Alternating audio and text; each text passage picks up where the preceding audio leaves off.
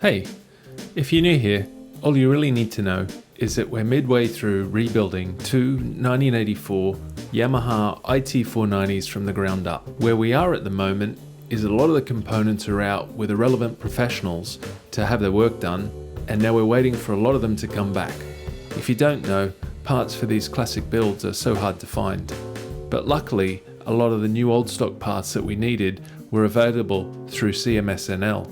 In fact, CMSNL are kindly supporting this project and supplying us with all the new old stock parts for the bikes. We recently learnt about the founder of the company's collection of classic cars and bikes and thought it might be nice to show you, so we asked him to send us some footage to include in this video, which is what you're seeing now. There's a few other highlights in this video today as well.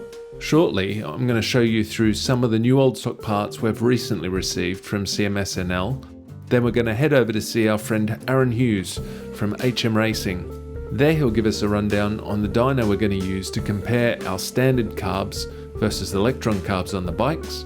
Aaron will also give us a brief tour of his workshop, and we'll have a look at his personal 1972 Honda 4 race bike.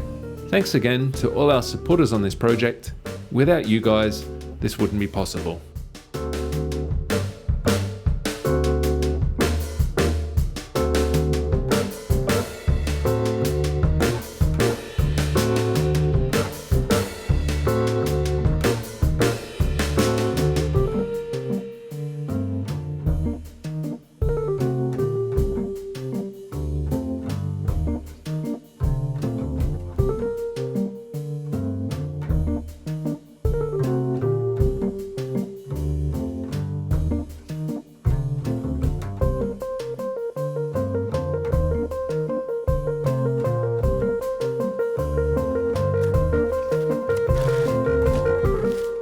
Have a look at all this.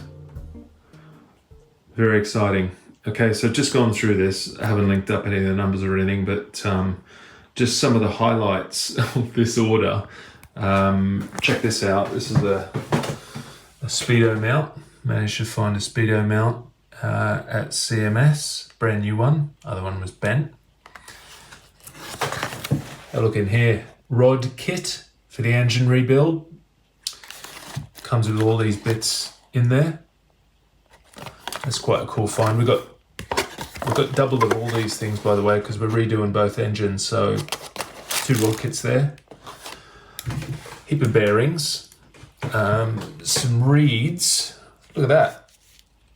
The reeds are alloy. I'm used to them being carbon fiber or something like that, but I didn't realize that these were alloy in the old days.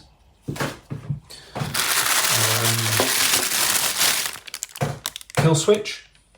Nice to have a brand new one of them with a nice sort of feel on the button.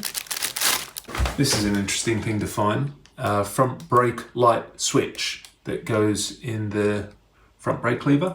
My bike had a heap of non-standard, just replacement, off-the-shelf bolts holding the engine, the frame together.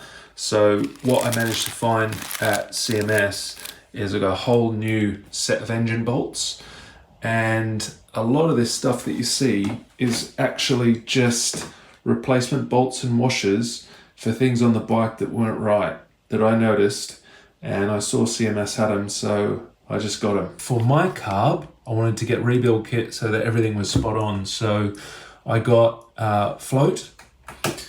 I got the pin that connects the float to the carb. I got a throttle screw. I've got a few more other things, and jets will sort of get off the shelf. Also got this needle valve set for the carb. I'm trying to get the electrics as reliable as they can be, because in these old bikes the electrics can go. So got a new voltage regulator here. This is another minor electrical component. Not 100% sure what it is without looking at that part number, but I remember buying it because I wanted to have like heaps of reliability. New old stock exhaust springs. Need 3 of them. If anyone's built up one of these bikes, they know that these are pretty hard to find. So these are frame guards. You can't get them new anymore, like the frame and a lot of other stuff. Had to get these from America. They didn't cost very much at all. Have a look at this though.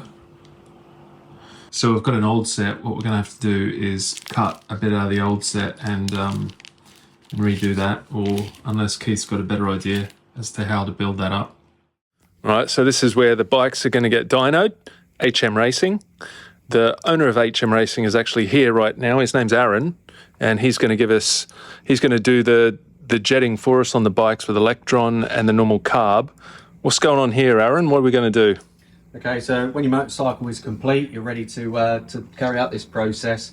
We're going to bring the motorcycle in, put it on the dyno here. Obviously, you're running a dirt bike, so we're going to need to get an appropriate tyre to run on the dyno. The way a dyno works is we're measuring, or the way that we are going to be using the dyno, because we're not really shooting for power here or anything like that. We just want to compare these two different products that you're proposing to put on the motorcycle. So we're going to be fueling the motorcycle. With that, what we do is we take a sample tube and place a sample tube down the end of the silencer, getting it into an optimal position within the silencer. Obviously, we're going to do a bit of homework on our two-stroke motorcycles. Do we go into the expansion chamber? Do we have it after the expansion chamber, all the rest of it? And we're going to get that position correctly in there. What this device will do is it will take the burnt gases out of the exhaust. It goes through this little lambda sensor device over here, and that lambda sensor is going to read what the fuel air mix is currently in the motorcycle. From then on, that's how we go about trimming it with either needle clip position, jetting, air screw on the idle circuit, and all the rest of it. And that's the basics of it, really. For a modern motorcycle, we're doing this electronically, fundamentally these days. It's all done within either the original ECU with some software that we can use to access those ECUs to adjust the amount of fuel that we're putting in, taking out at a given RPM, or indeed, advancing or retarding ignition if that's required, if we're not getting the right results with the fueling. So you mainly do four-strokes here, race bikes? That's right, yeah. We're a four-stroke specialist. That's what we would put our name to. There's plenty of two-stroke tuners that have been out there in the past. It is a little bit of a dying, trade, two-stroke tuning, but we've never claimed to be experts at it because there's some pretty good guys out there. We know our onions and we stick to those. But yeah, we are quite excited to get involved with you on this project and learn a little bit ourselves. What are you going on over here? I know you've got a very interesting bike that you're working on today. Let's have a look. Actually, first, let's just have a glance in the engine shop. Yeah, come and have a look. Let's have a very quick whiz around because I found it really interesting. So we're going to fire through this. You've got your basic engineering, heavy engineering tools there. We've got our Bridgeport mill with digital readout. This thing looks like it's out of hard life. It hasn't. It's just old. Your granddad looks wrinkly, but he's probably still witty, and so he's probably sharp. So yeah, please have this one.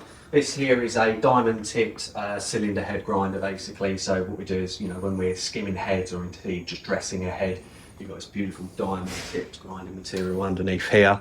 And the finish that we get on that is absolutely beautiful, superb. Okay, so over here, this is the pied de resistance to any kind of, multi-angle valve seat cutting. You do not get greater precision than working with a Surdy device. These things can produce some beautiful, beautiful results. We've got plenty of videos on how these things work. But there's still skill involved in it, but what it does is it eliminates any error and gives you a much, much tighter tolerance. This whole turret head, you can see the size of it, big old lump of steel.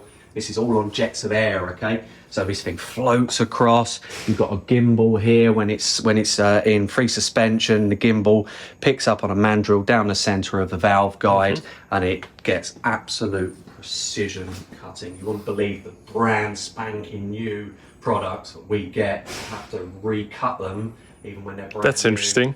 And you can hear these things, even some of your real quality products like S&S heads from your predominantly Harley tuners.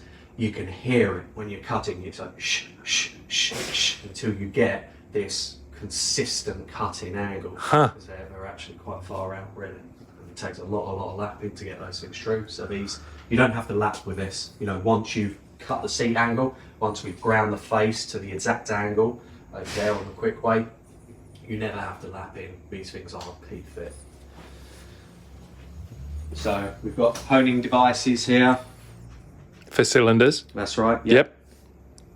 If we're having to produce any shims or anything, we can precision grind our own shims. You know, if we don't have stock of the correct shim. So this is what this little key's for. And then we've got a quick way here for this is for valve seat grinding. Again, you know, the amount of times you get an absolutely perfectly true valve, but the seat is so far out it's untrue, and you can hear how far out they are when you start to do the grind. And you're taking, you know, no material at all. We're talking absolute thousands here, but nevertheless, it is not perfect, and we can get it perfect with this device. Okay. We're moving on over. No workshop should be without No. some kind of Colchester product in it. Okay, so yeah, what we've got here is a Triumph. They don't get any easier to use, you know. Again, this thing is not a brand new machine, but as you can see with the digital readout that we've got on this device, the V beds, these things just, you know, even when they wear, they just sit down on that V and they stay true forever. Not like your Mitre. What's the V, mate? So this is a V bed. Okay. All right. So as you can see, you know, for me, I'm a layman, really. You know, Yeah. I don't pretend to be a tool maker or anything like this. But if I was ever to buy myself a new lathe or advise anyone on buying a lathe, you know, that's second hand, always go for something that's V-bed, because at least when it wears, it just sits down further and further onto the V-bed. If you've got something with parallel tracks on them, and obviously, you know, it's wearing a flat surface, you do get some kind of hysteresis in it, okay, whereas these things just, they tend to last a little bit longer. This is a T120C TT engine out of your quintessential Steve McQueen Desert Racer. You don't 64, you say? 1964, yeah. You don't want to know how this thing's going to end up. It's yeah, very sadly going to lose its heritage. But You said it came rebuilt, but then you took it apart. Let's have a look at those. yeah, so you know, this is bought from a reputable dealer. I'm not saying dealer. Yeah, you know, let's knew not what was name inside, names. But he's only you know, working with the product in which the vendor. So they're an in between. You know, they advertise these motorcycles, take their commission out of it. But yeah, so this was a brand allegedly just been restored motorcycle. I mean, if you were to look at those, Exactly what I know I've seen it, but tell us exactly what we're looking at here. So this is I think this is the inlet cam. Okay, so this inlet cam, as you can see, you know, something's been running either very tight or very dry, and these cams are absolute toast. We're looking at the so we're looking at the load edge. profile. Yeah. And if you can see here, you know, you've got a 50 pence piece going on here. Yeah, so that's, you can see it there. What we're looking at here is this wear here versus no wear here. Okay. Yep. So yeah, Right. buyer beware, always beware. I've got a motto when buying second-hand motorcycles. Two things. Is it reassuringly far away and prepared to be disappointed? And I have never ever broken that motto, okay? So what we've got is this nice little device over here. This is for what we call super finishing, okay? So any of your cam chain or drivetrain gearbox components, what we tend to do, you know, but some people don't like it, some people do like it, but some people don't quite understand the process of it. They think it's simply a polishing process. It is not a polishing process. You know, polishing would leave a deposit behind. You know, you're using non-uniform processes to brighten up a surface and take off all these superfluous knobs and excrescences. Okay, so what we're using here is a ceramic delta. Okay, so these little ceramic deltas. What's a delta? A delta, so it's a delta shape. Okay. Oh, okay. You see that? Yep. Obviously, there's some science gone into it. They probably tried it with octagons, squares, you know, round bits and pieces. But yeah, obviously the manufacturer's gone for this delta shape, which seems to, yeah, when you watch it working, you can see them all tumbling into each other. It's quite mesmerising. So it has a detergent over here, So goes in there. Detergent, you wet the ceramic a little bit with this. We've got the water running in here. You just wet it off, so you've got a nice, you know, watered texture. Not floating in water, but just a watered texture. You then mix in 300 grams of polishing paste, and then we've got this detergent in here, which is mixed with 8% detergent. and it doses for 16 hours. So we kind of prepare this thing 4 or 5 o'clock in the afternoon. We put our components into it, and then the thing tumbles away overnight. Next morning, we swap over to a pure detergent over the other side, which cleans off all of the paste, what is in essence a polishing material, but it washes off all of that paste, so you don't have any of your your surface finish contaminated with this polish, which would stop the viscous of the oil from gripping the component. Okay, that's a 16-hour process.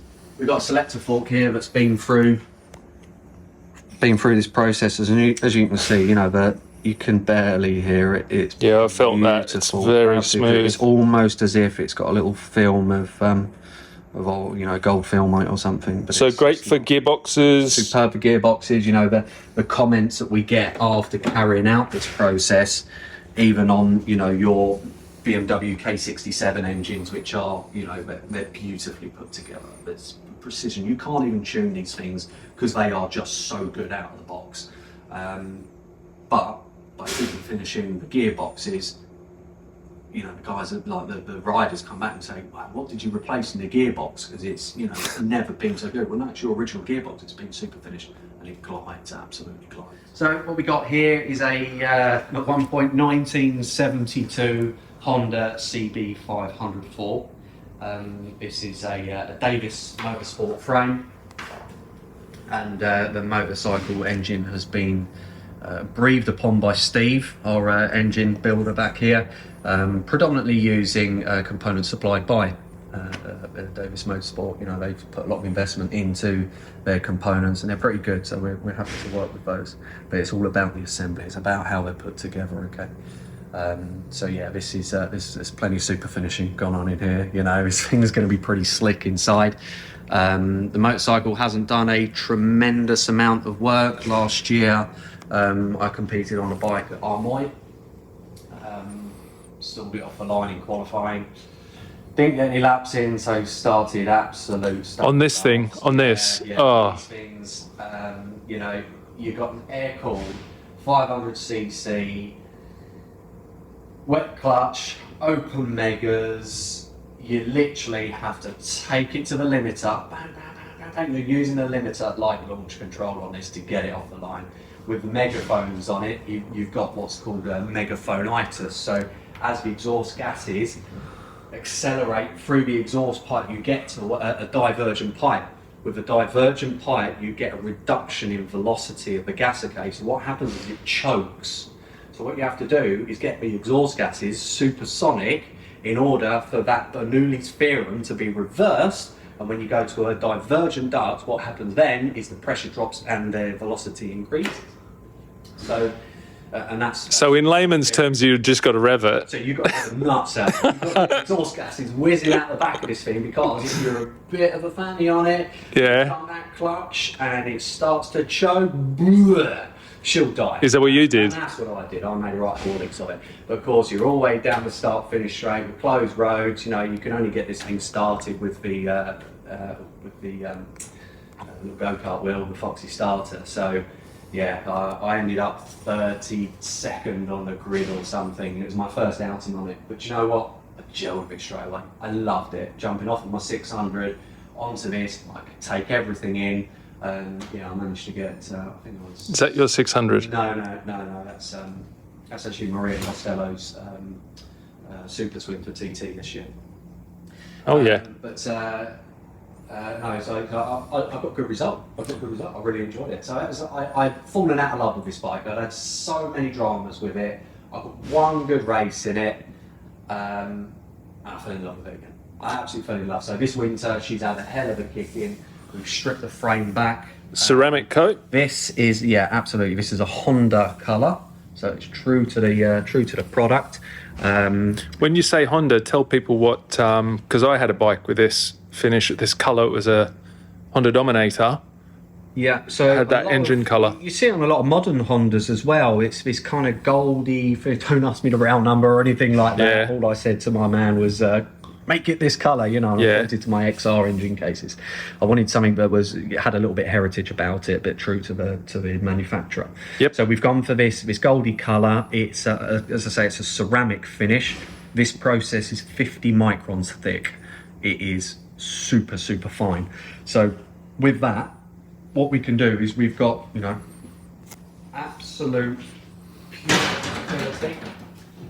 pure, great visibility on all the welds. You know, this thing's done with some pretty lightweight Reynolds material, so it's certainly lighter than an original 500 frame. It's you know, a carbon copy of the frame, you know, with any reduction in kind of mass, you know, you're going to lose a little bit of integrity. So what we want to see is the welds all the time. These things, you know, they are prone to cracking, really. So we want to be keeping an eye on all of these welds.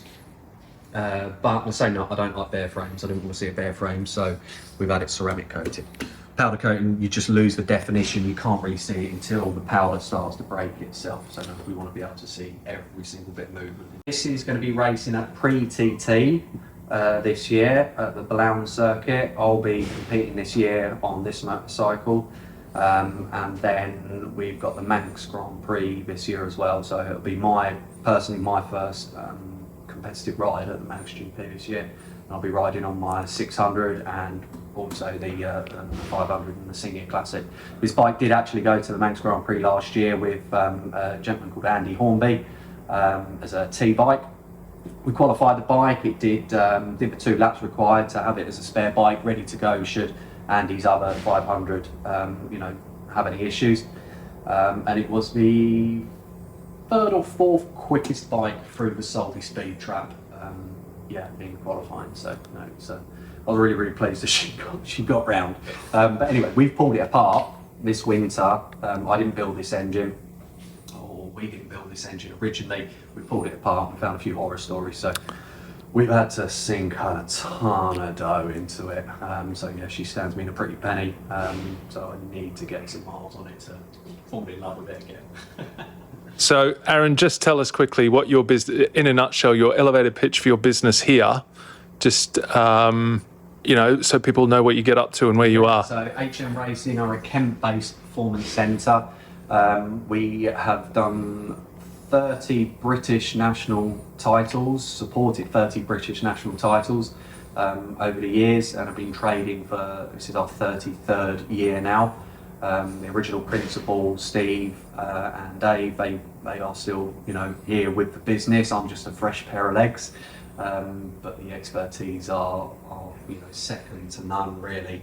You know, these guys really know their onions, incredibly well involved in national level motorcycling, having, you know, built engines for the likes of Tag Yamaha, Tommy Hill Performance, amongst other, you know, British bike teams. So you also do suspension as well as engine. Full suspension shop. We're you know, an approved K-Tech and Olin's dealer and service centre. Yep.